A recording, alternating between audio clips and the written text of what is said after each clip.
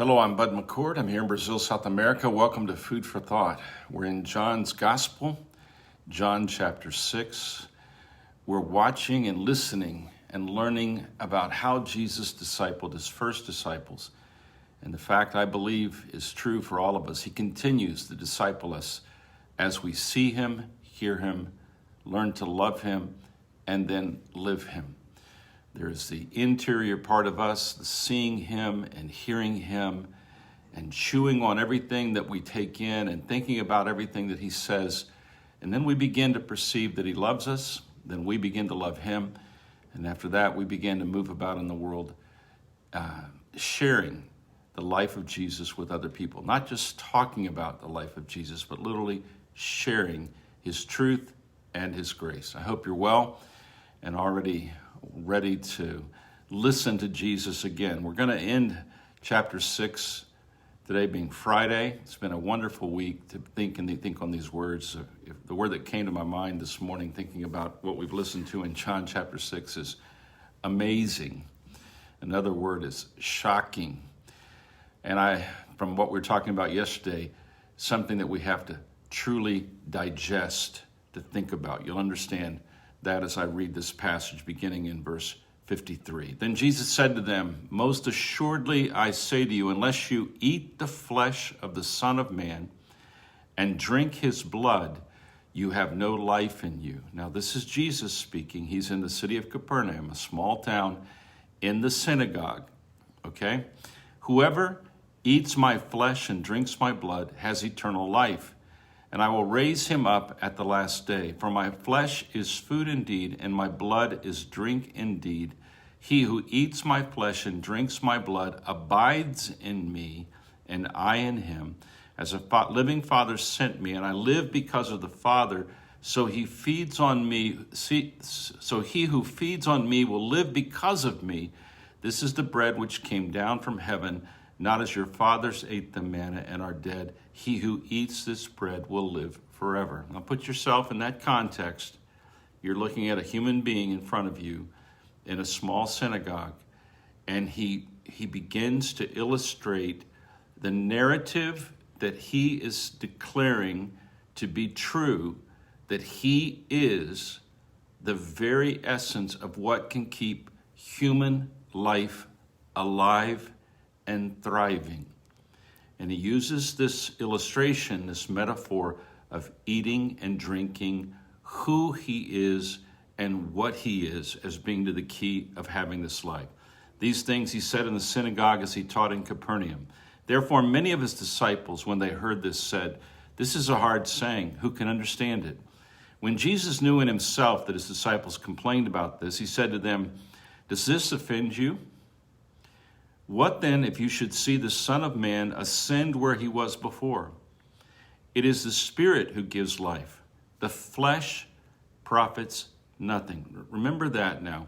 It is the Spirit that gives life. So he says, what I'm illustrating to you is spirit. It is not flesh in the way that you think. You're thinking about this on a human level. The words that I speak to you are spirit. They are life. But there are some of you who do not believe. For Jesus knew from the beginning who they were who did not believe and who would betray him. And he said, "Therefore I have said to you that no one can come to me unless it has been granted by my Father." From that time, many of his disciples went back and walked no more with him. Then Jesus said to the 12, "Do you also want to go away?" But Simon Peter answered him, "Lord, to whom shall we go? You have the words of eternal life. Also, we have come to believe and know that you are the Christ, the Son of the living God." Jesus answered them, "Did I not choose you, the 12, and one of you is a devil?" He spoke of Judas Iscariot, the son of Simon, for it was he who would betray him, but being one of the 12. And now, you remember yesterday that I talked about what a world-famous psychologist, has said about mental health and purpose and meaning. He said this: the person who has the best story wins. What he meant by that was we all live within ourselves with a narrative of who we are and what reality is. And we have the right or the ability to choose the narrative that will define our purpose, that will give us meaning, that will make us believe that we are valued and we are loved. And the narrative that we carry within ourselves is the food we eat, and it is the water that we drink. Now, and Jesus expresses this in the way of saying these words are spirit. So we have to ask ourselves, if the words that he's saying about eating his body and drinking his blood are spirit, what does that mean? It means that there is a kind of hunger in the human being, in every human being, for a spiritual, transcendental, divine connection. And it exists inside of everyone. When I was being trained in theology many years ago, they talked about it, this void of God within us that needs to be filled. And Jesus is basically saying to people, you will never be satisfied at the level of your spirit unless you eat of my body. Now he's talking about his body is a manifestation of his perfection and his commitment to us. And we have to eat that history. We use expressions all the time that would make it easy. I need to chew on that for a while. Or I need to meditate on that a while. I really need to think about that. I'm going to chew on that. Every time we put something in our mouth, to eat or even to taste, and every time that we drink something in, we run the risk of chewing on or drinking in that which can do us harm. So we're selective about what we put in our mouth, at least we should be. And we are selective about what we drink to satisfy our thirst, or we should be. And Jesus is saying that the only thing on the menu in the universe for a human being to find true eternal life, meaning, and love is to chew on who he is and drink in who he is. He's obviously not talking about the flesh. He said the flesh profits nothing. The spirit is what he's trying to drive at. So here's the way that I would put this to someone if I was discipling someone. There will come a moment in your discipleship process where Jesus will say to you, you must only eat of my body, my history, not yours. And you will have to come to a place where you only, if you want to find meaning and purpose, and if you want to dwell and abide in my love, then you're going to have to eat and drink everything about me, because everything about me is exactly what the Father has for you and everything the Father expects from you. To be a disciple of Jesus Christ is to take into yourself the living narrative of who Jesus Christ is and what that means to you and what that means to other people who will come in contact with you. So you will have to meditate on Jesus Christ. That's the chewing process of understanding everything about this life that was given for you, everything about this life that has existed for eternity.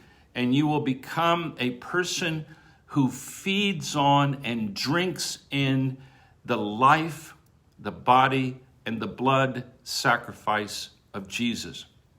And it will produce in you, and it has produced this in me, is a sense of purpose, a sense of acceptance, a sense of meaning, a sense of value.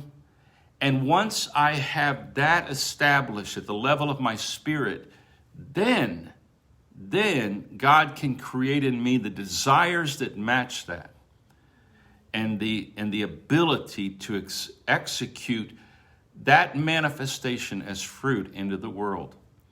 As hard as it is to read these words in John chapter 6, maybe it would be the best way to just stop and kind of look at this is these disciples were sitting there, and he looks at them and he says, will you also go away? I think it's a mistake to think that disciples do not have to come to this question in this place. Will you also go away because my words are hard for you to stomach? You see the way we talk? These words are hard to stomach. I don't know if I can swallow that. You see how the words are used to get you to understand the picture of what's going on? Can you really take the narrative that Jesus is teaching in, chew on it, swallow it, and believe it's the best thing possible for you? Well, the first apostles, 11 of them did, one didn't. And when it came down to the final moment, Judas could not swallow the narrative of Jesus. He did not believe in Jesus. He could not drink from that well of living water. He chose money. He chose to deny him. We should not be shocked that some disciples turn back. We should not be shocked, but we should look into our own self and say, why am I staying? And Peter answered that question. It's because you have the words, the narrative. You have the words of life, the story that wins. You have that. And we are convinced that you are the Messiah, the Holy Son of the living God. Every disciple goes through this process where what they find fairly easy to believe comes to a point where it's very difficult to keep taking it in.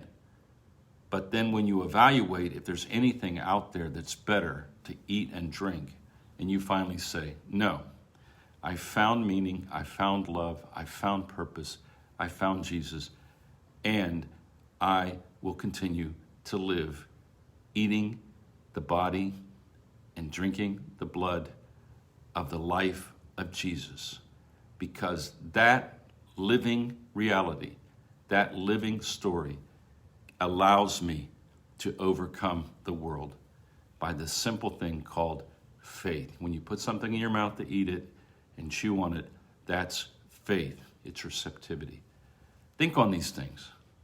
Think on these things. They're extremely important in the discipleship process. I know that if you're listening to this particular video, you're one of those people that is chewing on this for a long time. And I think that most of you, if not all of you, have already decided there's nowhere else to go.